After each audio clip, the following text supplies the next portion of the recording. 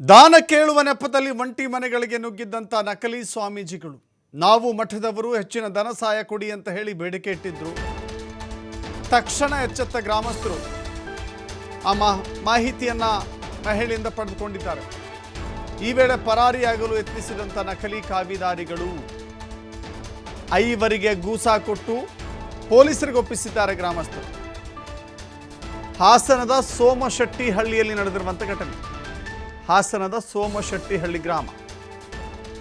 ಕಾವಿದಾರಿಯಾಗಿದ್ದಂಥ 2 ಹಾಗೂ ಇನ್ನಿತರ ಸಹಚರರು ಒಟ್ಟು 3 ಒಟ್ಟು 5 ಜನ ಬಂಧನ ಆಗಿದೆ. ನವೆಂಬರ್ 3ಕ್ಕೆ ಕಲ್ಲುಂಡಿ ಗ್ರಾಮಕ್ಕೆ ಭಿಕ್ಷೆ ಕೇಳುವ ನೆಪದಲ್ಲಿ ಇದೇ 5 ಜನ ಬಂದಿದ್ರಂತೆ. ಅವತ್ತು ಪಿಸ್ತೂಲ್ ತೋರಿಸಿ ಪರಾರಿಯಾಗಿದ್ದರು. ಇವತ್ತು ಸರಿಯಾಗಿ ಲಾಕ್ ಆಗಿದ್ದಾರೆ. ನೋಡೋಕೆ ಕಾವಿದಾರಿಗಳು ಸ್ವಾಮೀಜಿಗಳು ಅಂದ್ಕೊಂಡ್ಬಿಡ್ಬೇಕು ಇವರನ್ನು.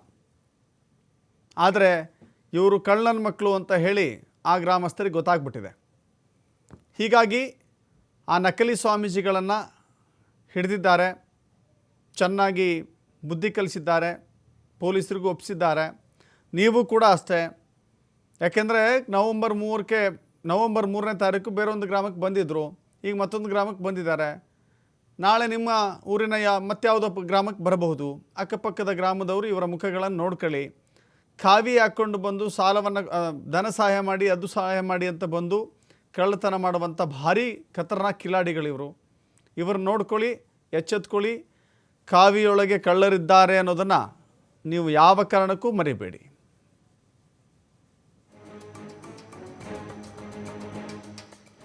ಮತ್ತಷ್ಟು ಮಾಹಿತಿ ನಮ್ಮ ಪ್ರತಿನಿಧಿ ಪ್ರಕಾಶ್ ನೀಡ್ತಾರೆ. ಪ್ರಕಾಶ್, ಏನಿದು ಪ್ರಕರಣ?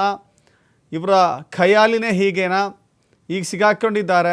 ಇನ್ನು ಮುಂದೆ ಆದರೂ ಜನ ಎಚ್ಚೆತ್ಕೊಳ್ಬೇಕು. ಸ್ವಾಮೀಜಿ ಅಂದ ತಕ್ಷಣ ಉದ್ದುದ್ದಕ್ಕೆ ಕಾಲು ಬಿದ್ದು ಕೇಳಿದಷ್ಟು ದಕ್ಷಿಣ ಕೊಟ್ಟು ಕಳಿಸೋದಲ್ಲ, ಅವ್ರ ಅಸಲಿನ ನಕಲಿನ ಅಂತ ಚೆಕ್ ಮಾಡ್ಬೇಕು ಇನ್ನು ಮುಂದೆ.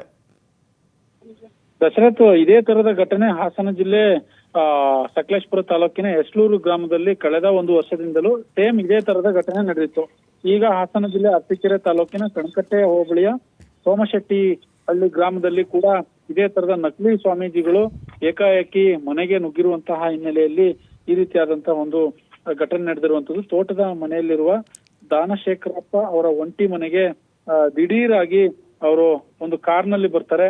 ಒಂದು 2-3 ಜನ ಸ್ವಾಮೀಜಿಯ ವೇಷದಲ್ಲಿ ಇರ್ತಕ್ಕಂಥವ್ರು ಮನೆಗೆ ಬರ್ತಾರೆ. ಮನೆಗೆ ಬಂದಂತ ಸಂದರ್ಭದಲ್ಲಿ ಒಂದಿಷ್ಟು ಮಾತುಕತೆ ಕೂಡ ಆಗುತ್ತೆ.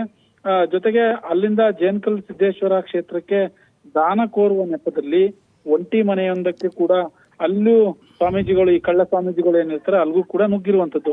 ಇಂತಹ ಸಂದರ್ಭದಲ್ಲಿ ಒಂದಿಷ್ಟು ಅನುಮಾನಗಳು ಕೂಡ ಶುರು ಆಗ್ತವೆ. ಆ ಸ್ವಾಮೀಜಿಗಳ ಮೇಲೆ ಎಲ್ಲೋ ಒಂದ್ ಕಡೆ ಅಲ್ಲಿ ಮನೆಯಲ್ಲಿದ್ದಂತಹ ಮಹಿಳೆಗೆ ಅನುಮಾನ ಶುರುವಾಗುತ್ತೆ. ಹಾಗಾಗಿ ಸ್ಥಳೀಯ ಗ್ರಾಮಸ್ಥರಿಗೂ ಕೂಡ ಈ ಸುದ್ದಿಯನ್ನ ಮುಟ್ಟಿಸ್ತಾರೆ. ಆಗ ಒಂದು ಕ್ಷಣದಲ್ಲಿ ಅವರು ಯಾವುದೇ ಉತ್ತರವನ್ನು ಕೊಡ್ಲಿಕ್ಕೆ ರೆಡಿ ಆಗಿರೋದಿಲ್ಲ. ಅಲ್ಲಿ ದೃಶ್ಯಾವಳಿಗಳಲ್ಲಿ ಸಂಪೂರ್ಣವಾಗಿ ನೋಡ್ಬೋದು ಎಲ್ಲಿಂದ ಯಾವ ಮಠದಿಂದ ಬಂದಿದ್ದಾರೆ ಅನ್ನೋದಕ್ಕೂ ಕೂಡ ಅವರಿಗೆ ಸ್ಪಷ್ಟವಾದಂತಹ ಉತ್ತರ ಇಲ್ಲ. ಒಟ್ಟಾರೆ ಅವರು ಸ್ವಾಮೀಜಿ ವೇಷದಲ್ಲಿ ಬಂದಿರುವಂತರು. ಹಾಗಾಗಿ ಇವ್ರನ್ನ ಹಿಡಿದು ಪೊಲೀಸವ್ರಿಗೆ, ಅರಸೀಕೆರೆ ಪೊಲೀಸವ್ರಿಗೆ, ಗ್ರಾಮಾಂತರ ಪೊಲೀಸ್ ಠಾಣೆಯವರಿಗೆ ಕೂಡ ಸಾರ್ವಜನಿಕರು ಒಪ್ಪಿಸಿರುವಂತದ್ದು.